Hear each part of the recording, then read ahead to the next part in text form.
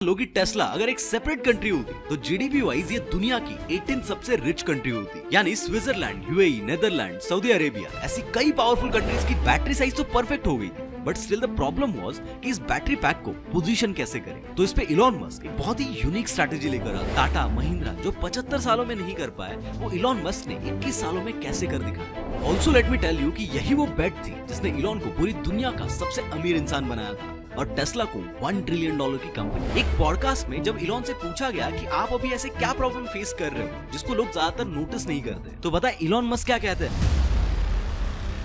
Tesla आज दुनिया की सबसे बड़ी कार कंपनी है with a market cap of $1.45 trillion. मान लो कि टेस्ला अगर एक सेपरेट कंट्री होती तो जीडीपी वाइज ये दुनिया की 18 सबसे रिच कंट्री होती। यानी Switzerland, UAE, Netherland, Saudi Arabia ऐसी कई पावरफुल कंट्रीज की जीडीपी से भी ज्यादा जीडीपी अकेले टेस्ला की होती। लेकिन जैसे कि मैंने इस डॉक्यूमेंट्री के पार्ट 1 में बताया था कि 2008 में टेस्ला बैंकरप्ट होने वाली थी। So now the question is कि 2008 से लेकर आज 2025 तक यानी इन 16 सालों में टेस्ला ने ऐसा क्या किया, ऐसी कौन सी स्ट्रैटेजीज यूज की जिससे आज टेस्ला दुनिया की सबसे बड़ी ऑटोमोबाइल कंपनी बन गई है। टेस्ला ने ऐसा क्या अलग किया जो फोर्ड, टोयोटा, फोक्सवैगन जैसे ग्लोबल जायंट्स भी नहीं कर पाए? या फिर टेस्ला को लेकर जो हाइप मार्केट में क्रिएट हो रही है वो जेन्युइन भी है या फिर बस एक फेक पीआर है? चलो टेस्ला शुरू होने से लेकर आज वर्ल्ड्स बिगेस्ट ऑटोमोबाइल जायंट बनने तक एक एक डॉट कनेक्ट करते हैं एंड डिकोड करते हैं कि what is the actual truth. Reports के अकॉर्डिंग मार्टिन एबरहार्ड जो कि टेस्ला के फाउंडर एंड सीईओ थे, उनको ऑटोमोबाइल्स को लेकर उतना ज्यादा नॉलेज और एक्सपीरियंस नहीं था जितना कि एक ऑटोमोबाइल कंपनी के सीईओ के पास होना चाहिए। इसलिए उनके लीडरशिप के अंडर टेस्ला के रोडस्टर की परचेस प्राइस बहुत ज्यादा हाई हो रही थी। सो इलॉन मस्क जो उस वक्त टेस्ला के लार्जेस्ट स्टेक होल्डर थे, वो 2007 में एबरहार्ड को सीईओ की पोजीशन से हटाकर जिव ड्रोरी नाम के एक बंदे को टेस्ला का सीईओ बनाते हैं। लेकिन उसके एक साल बाद इलॉन मस्क उसे भी बाहर करते हैं और 2008 में खुद टेस्ला के सीईओ बन जाते हैं। अब ये टेस्ला का वो फेज था जब टेस्ला को अपनी पहली कार रोडस्टर बनाने के लिए बहुत सारी फंडिंग चाहिए थी। इसलिए इलॉन मस्क एक जर्मन कार कंपनी डाइमलर के साथ कई महीनों तक बैक टू बैक कई सारी मीटिंग्स करते हैं और फाइनली मई 2009 में डाइमलर से $50 मिलियन की फंडिंग सिक्योर कर लेते हैं। इसके अगले ही महीने यानी जून 2009 में अमेरिकन गवर्नमेंट का डिपार्टमेंट ऑफ एनर्जी भी टेस्ला को $465 मिलियन का लोन अप्रूव कर देता है। इस फंडिंग से टेस्ला की एक बहुत बड़ी प्रॉब्लम सॉल्व हो जाती है। जनवरी 2008 में रोडस्टर का जो प्रोडक्शन शुरू हुआ था, तब से लेकर मई 2009 तक यानी 16 महीनों में टेस्ला सिर्फ 500 कार्स प्रोड्यूस कर पाई थी। लेकिन जून 2009 में जैसे इलॉन मस्क को डाइमलर और अमेरिकन डिपार्टमेंट ऑफ एनर्जी से फंडिंग मिली,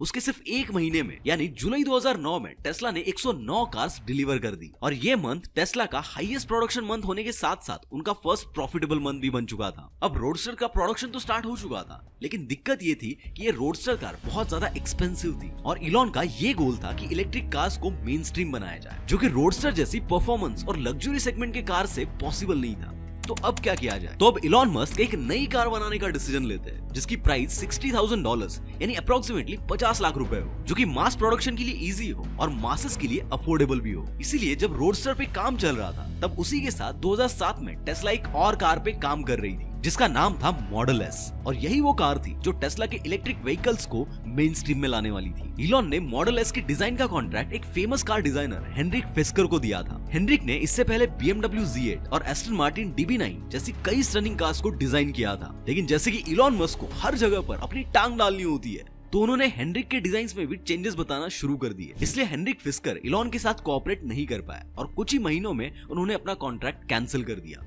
हेनरिक के बाद टेस्ला ने फ्रांस वॉन नाम के एक नए डिजाइनर को हायर कर लिया। ये जो मॉडल एस था, इसकी डिजाइन में सबसे बड़ा चैलेंज था बैटरी पैक को फिट करना। इनकी पहली कार रोडस्टर जो कि एक 2 सीटर कार थी, तब इन्होंने कार की बैटरी पैक को कार के बैक साइड में प्लेस कर दिया था। लेकिन मॉडल एस जो कि एक 4 सीटर फैमिली कार होने वाली थी, इसलिए डिजाइनर के पास बैटरी पैक को नीचे वाली साइड में फिट करने के अलावा और कोई ऑप्शन नहीं था। सो इलॉन मस्क ने ड्रू बैगलिनो जो मॉडल एस के बैटरी डिपार्टमेंट के हेड थे, उनको कहा कि एक ऐसा बैटरी पैक बनाओ जिसमें 8400 बैटरी सेल्स की जगह 7200 बैटरी सेल्स ही यूज हो और इससे कार की रेंज भी कम ना हो। अब एक तरफ ड्रू को ये चीज इम्पॉसिबल लग रही थी, लेकिन दूसरी तरफ उसकी इलॉन मस्क को ना कहने की हिम्मत भी नहीं हो रही थी। इसलिए उसने इलॉन के कहने के अकॉर्डिंग काम करना शुरू कर दिया और सरप्राइजिंगली 7200 सेल्स में ही बैटरी पैक को बनाकर रेडी भी कर दिया। अब बैटरी साइज तो परफेक्ट हो गई थी, but still the problem was कि इस बैटरी पैक को पोजीशन कैसे करें। तो इस पे इलॉन मस्क एक बहुत ही यूनिक स्ट्रैटेजी लेकर आते हैं। देखो, जनरली क्या होता है कि डिजाइनर्स कार की डिजाइन बनाते हैं और फिर उस डिजाइन के अकॉर्डिंग इंजीनियर्स की टीम उस कार को मैन्युफैक्चर करती है। यानी डिजाइनर्स और इंजीनियर्स दोनों एज अ सेपरेट टीम काम करते हैं। लेकिन इलॉन मस्क ने क्या किया कि डिजाइनर्स और इंजीनियर्स दोनों टीम्स को एक साथ बिठा दिया और डिजाइन पर अच्छे से ब्रेनस्टॉर्म करने के लिए कहा, ताकि जो भी फाइनल डिजाइन निकल कर आएगा उसमें कोई भी कॉन्फ्लिक्ट ना हो। अब इससे क्या हुआ कि बैटरी पैक को अलग से कहीं और फिट करने की जगह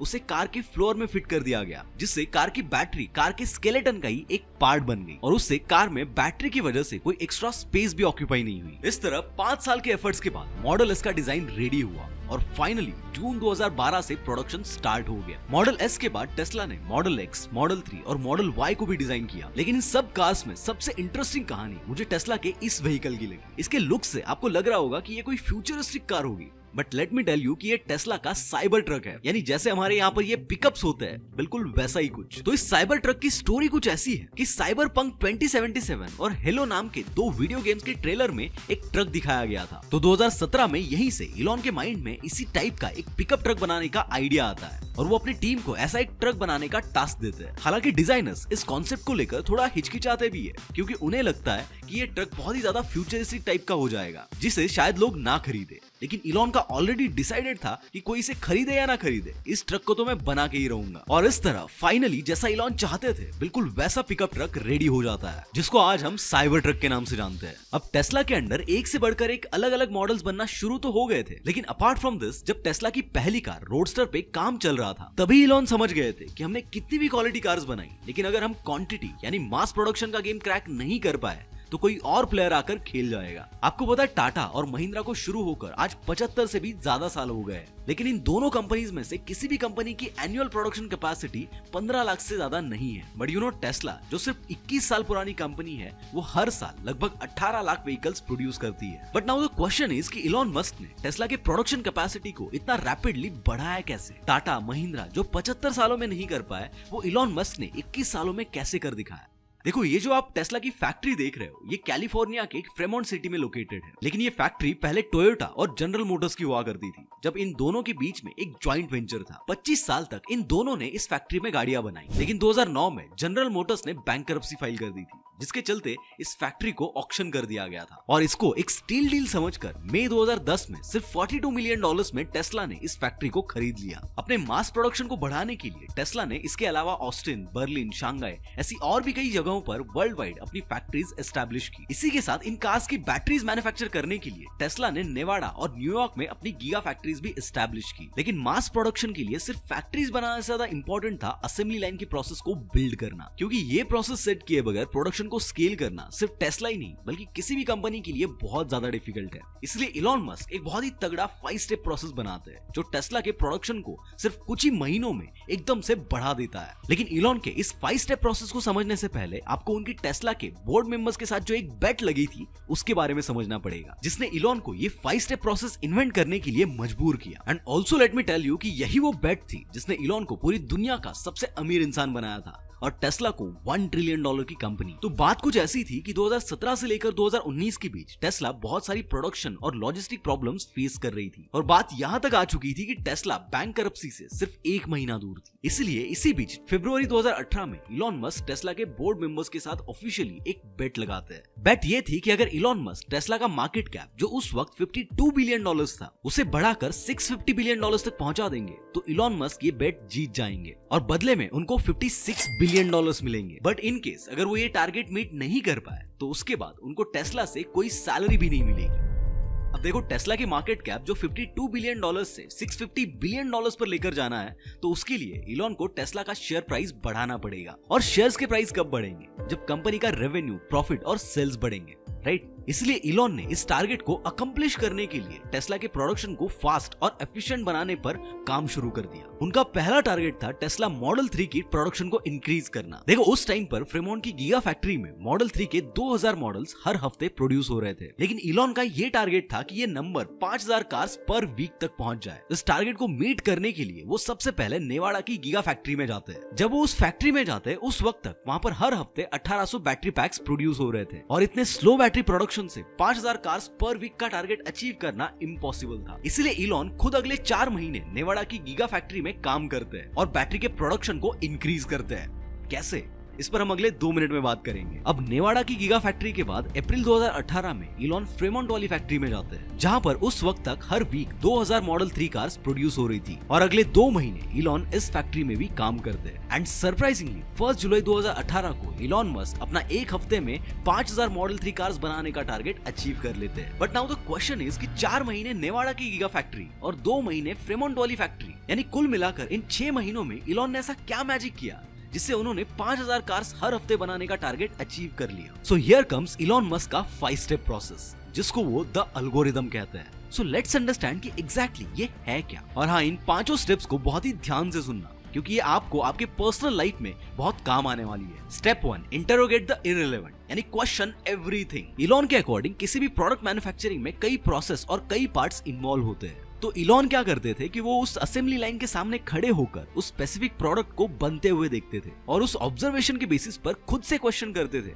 कि क्या उस मैन्युफैक्चरिंग में कोई स्पेसिफिक प्रोसेस या कोई स्पेसिफिक पार्ट नेसेसरी है, और अगर नहीं है तो क्या उसे कंप्लीटली रिमूव कर सकते हैं। ऐसे इलॉन हर एक चीज को लेकर क्वेश्चनिंग करते थे। अब इसके बाद स्टेप नंबर 2 आता है कट दी क्लटर। इस स्टेप में इलॉन अपने ऑब्जर्वेशन के बेसिस पर उन सभी प्रोसेसेस या फिर उन सभी पार्ट्स को कट डाउन करते थे जो बिल्कुल अननेसेसरी थे। फॉर एग्जाम्पल, एक बार इलॉन ने नेवाडा की फैक्ट्री में नोटिस किया कि एक रोबोट की हेल्प से बैटरी पैक के ऊपर एक फाइबर ग्लास स्ट्रिप लगाई जा रही थी, जिससे असेंबली लाइन थोड़ी स्लो हो रही थी। इलॉन ने जब वहाँ के इंजीनियर्स से पूछा कि इन बैटरी पैक्स पर ऐसी स्ट्रिप क्यों लगाई जा रही है, तो वो इंजीनियर्स बोलते हैं कि जो नॉइज रिडक्शन वाली टीम है वो इन स्ट्रिप्स को कार में वाइब्रेशंस कम करने के लिए यूज कर रही है। तो अब इलॉन उन्हीं के सामने एक एक्सपेरिमेंट करते हैं, जिसमें वो एक कार में विदाउट स्ट्रिप और एक कार में विद स्ट्रिप वाला बैटरी पैक फिट करते हैं, और बाद में पता चलता है कि उस स्ट्रिप के होने या ना होने से कार की साउंड में कोई भी डिफरेंस नहीं है। इसलिए वो तुरंत उस स्ट्रिप वाली प्रोसेस को कट डाउन करते हैं। ये तो बस एक एग्जांपल हो गया, पर इलॉन प्रोडक्शन को स्पीड अप करने के लिए इसी तरह कई अननेसेसरी प्रोसेसेस और पार्ट्स को कट डाउन करते थे। इसके बाद उनका 3rd स्टेप है सिंप्लीफाई टू एम्पलीफाई। इस स्टेप में अगर कोई प्रोसेस ज्यादा नेसेसरी तो नहीं है लेकिन कंपलसरी है,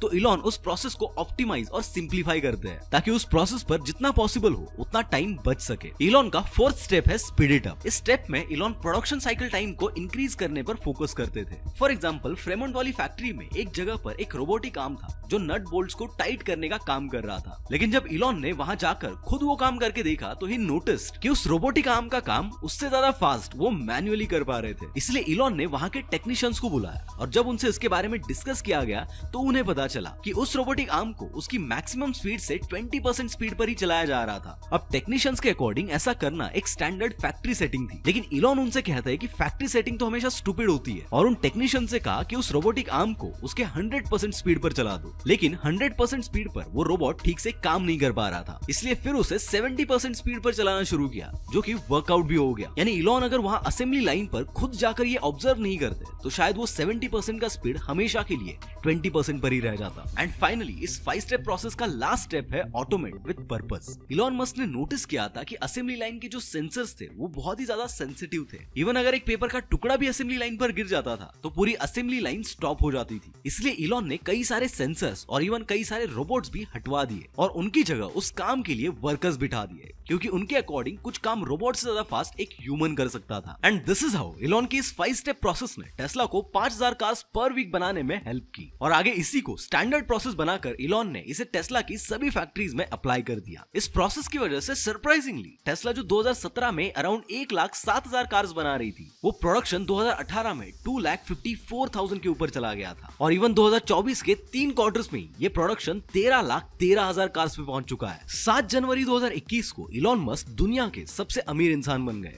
और अपनी बेट के अकॉर्डिंग उन्होंने टेस्ला का मार्केट कैप $650 बिलियन से भी ज्यादा करके दिखाया। और इवन मोर इंटरेस्टिंगली उसी साल टेस्ला के सेल्स इतने ज्यादा बढ़ गए थे कि अक्टूबर 2021 में टेस्ला ने $1 ट्रिलियन का मार्केट कैप हिट कर दिया था। अब इसके चलते यहाँ पर एक इंटरेस्टिंग बात निकल कर आती है। देखो, एज यू ऑल नो कि टेस्ला को $1 ट्रिलियन कंपनी बनाने में सबसे बड़ा रोल इलॉन मस्क का रहा है, और अब आपको ये भी पता है कि टेस्ला का वैल्यूएशन $52 बिलियन से $650 बिलियन तक पहुंचाने को लेकर इलॉन मस्क और टेस्ला के बोर्ड मेंबर के बीच एक बेट लगी थी। इसीलिए एज पर बेट टेस्ला के बोर्ड मेंबर्स इलॉन को $56 बिलियन का कंपेंसेशन अप्रूव कर देते हैं। लेकिन अब जैसे जैसे टेस्ला का स्टॉक प्राइस बढ़ता गया तो इलॉन के इस कंपेंसेशन पैकेज की वैल्यू भी बढ़ती गई और आज उस $56 बिलियन पैकेज की वैल्यू $101 बिलियन हो गई है, जो कि अब तक का पूरी हिस्ट्री का सबसे बड़ा सैलरी पैकेज होने वाला है। लेकिन यूएसए के कोर्ट का कहना है कि ये पैकेज रीजनेबल एंड फेयर नहीं है, इसीलिए शेयर होल्डर्स की तरफ से अप्रूवल मिलने के बाद भी ये पैकेज आज तक कोर्ट में अटका हुआ है। नवंबर 2020 में इलॉन ने अनाउंस किया था कि उनको जब भी ये $101 बिलियन मिल जाएंगे तो वो उन्हें अपने मार्स मिशन के लिए यूज करेंगे। नाउ यू माइट थिंक कि इलेक्ट्रिक कार्स तो आजकल ऑलमोस्ट हर ऑटोमोबाइल कंपनी बना रही है, तो फिर टेस्ला ऐसा क्या अलग तीर मार रही है?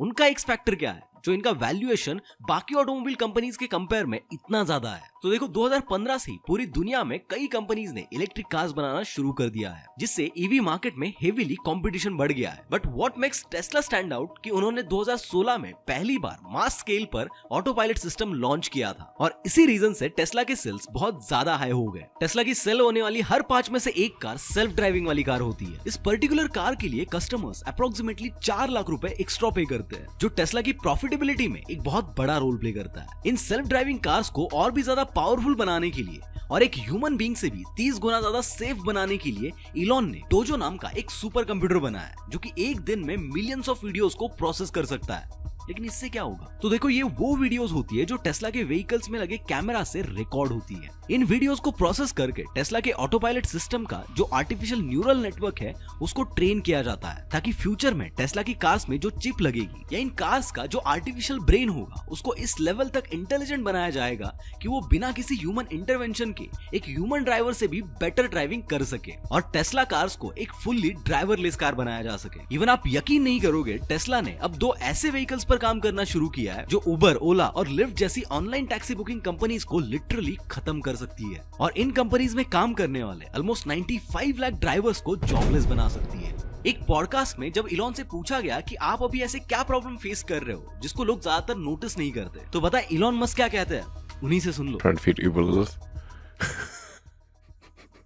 लेकिन उबर को डिफीट करने के लिए एग्जैक्टली इलॉन का क्या प्लान है? तो देखो, ये है टेस्ला का साइबर कैब और ये है साइबर वैन। अब ये जो साइबर कैब है ये एक फुल्ली रोबो टैक्सी होने वाली है। अक्टूबर 2024 में टेस्ला ने वी रोबोट नाम से एक इवेंट रखा था और इस साइबर कैब के कॉन्सेप्ट वर्जन को लॉन्च किया था। ये एक 2 सीटर कार होगी जिसमें ना कोई स्टीयरिंग होगा और ना ही कोई पेडल होगा। ये एक फुल्ली सेल्फ ड्राइविंग कैब होने वाली है। अक्टूबर 2024 में ही टेस्ला ने अनाउंस कर दिया है कि 2026 के एंड तक साइबर कैब की प्रोडक्शन स्टार्ट हो जाएगी और उसके बाद टेस्ला हर साल 2 मिलियन साइबर कैब बनाएगी। अब इसके अलावा इसी वी रोबोट इवेंट में टेस्ला ने इस साइबर वैन की भी अनाउंसमेंट की थी जो 20 पैसेंजर्स को कैरी कर पाएगी। एंड इवन मोर इंटरेस्टिंगली, अक्टूबर 2024 में टेस्ला ने एक और अनाउंसमेंट की थी कि वो टेस्ला नेटवर्क नाम का एक ऐप लॉन्च करेंगे। And let me tell you कि ये ऐप ओला उबर जैसा ही एक टैक्सी बुकिंग ऐप होगा जिस पर सिर्फ टेस्ला की साइबर कैब्स और साइबर वैन ही रजिस्टर होंगी। अब देखो, ऐसा नहीं है कि Tesla is the first company जो रोबोट टैक्सी लॉन्च करने वाली है। टेस्ला ने जब खुद का ऑटो पायलट सिस्टम लॉन्च भी नहीं किया था, तब 2015 में गूगल की पेरेंट कंपनी अल्फाबेट ने अपनी वेमो नाम की एक सब्सिडरी के अंडर रोबो टैक्सी का ट्रायल टेस्ट किया था